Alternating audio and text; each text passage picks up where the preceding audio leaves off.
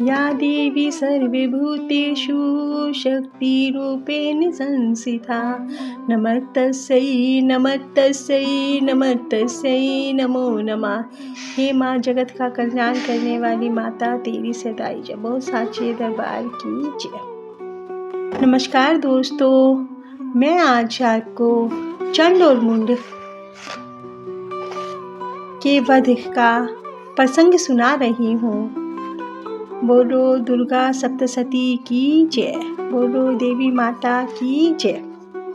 मैं मातंगी देवी का ध्यान करता हूँ। वे रत्नमय सिंहासन पर बैठकर पढ़ते हुए तोते का मधुर शब्द सुन रही हैं। उनके शरीर का वर्ण श्याम है। वे अपना एक पैर कमल पर रखे हुए हैं और मस्तक पर अर्धचंद्र धारण करती हैं तथा कहार पुष्पों की माला धारण किए वीणा बजाती हैं। उनके अंग में कसी हुई चोली शोभा पा रही है। वे लाल रंग की साड़ी पहने हाथ में शंखमय पात्र लिए हुए हैं। उनके बदन पर मधु का हल्का हल्का प्रभाव जान पड़ता है और ललाट में बिंदी शोभा दे रही है।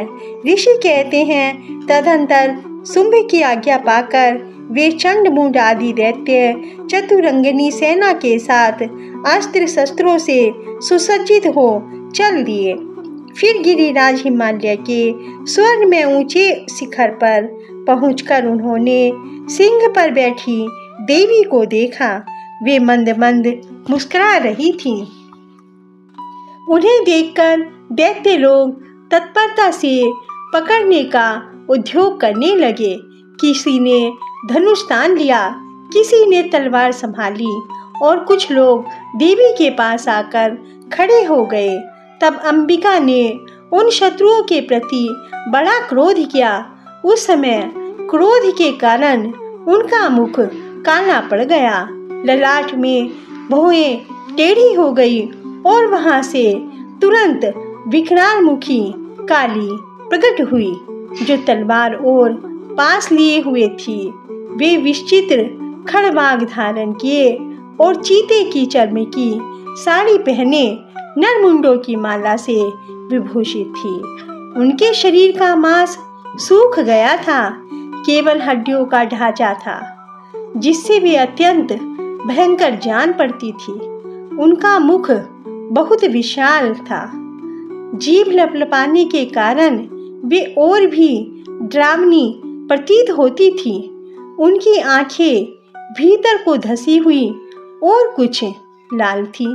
वे अपनी भयंकर गर्जना से संपूर्ण दिशाओं को गुंजा रही थी।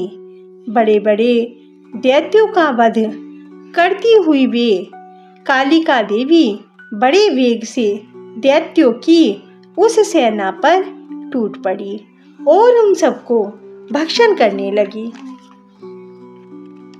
वे पार्श्व रक्षकों, अंकुशधारी महावतों, योद्धाओं और घंटा सहित कितने ही हाथियों को एक ही हाथ से पकड़कर मुंह में डाल लेती थी।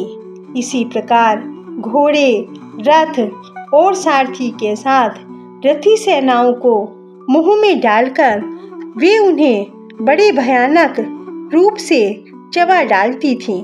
किसी के बाल पकड़ लेती, किसी का गला दबा देती, किसी को पैरों से कुचल डालती और किसी को छाती के धक्के से गिराकर मार डालती थीं। वे असुरों के छोड़े हुए बड़े बड़े अस्त्र शस्त्र मुंह से पकड़ लेती और रोष में भरकर उनको दांतों से पीस डालती थीं।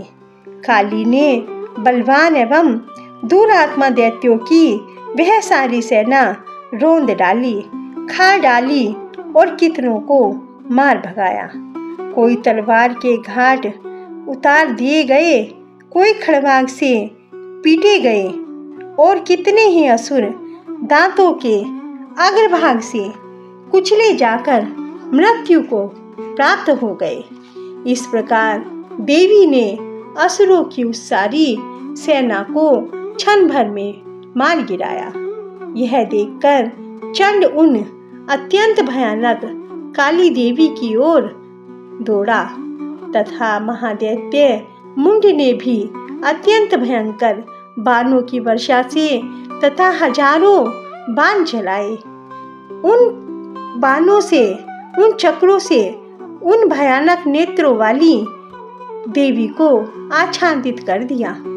वे अनेकों चक्र देवी के मुख में समाते हुए ऐसे जान पड़े मानो सूर्य के बहुतेरे मंडल बादलों के उधर में प्रवेश कर रहे हों।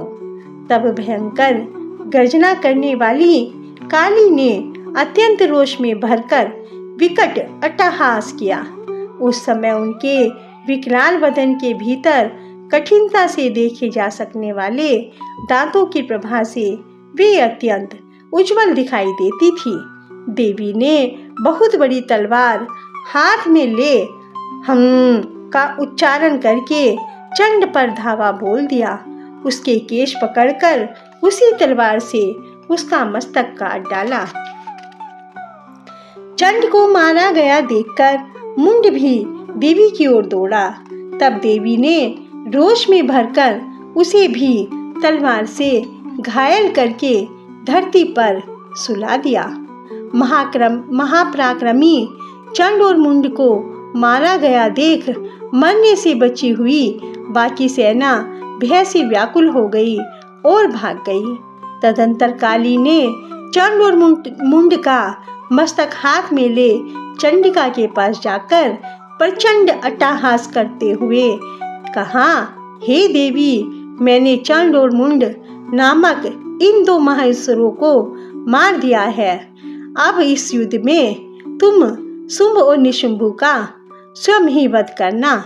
ऋषि कहते हैं, वहां लाए हुए उन चंड मुंड नामक महादैत्यों को देखकर कल्याणमयी चंडी ने काली से मधुर वाणी में कहा, हे देवी, तुम चंड और मुंड को लेकर मेरे पास आई हो, इसीलिए संसार में चामुंडा के नाम से तुम्हारी ख्याति होगी।